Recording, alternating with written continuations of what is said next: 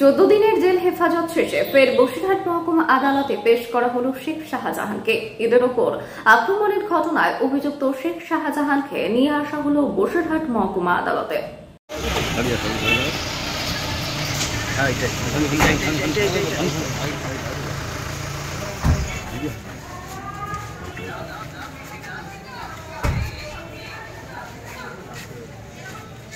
দেশের দুর্নীতি মামলায় বাড়ির বিশ্বাসে ডেকেছি, কি বলবেন?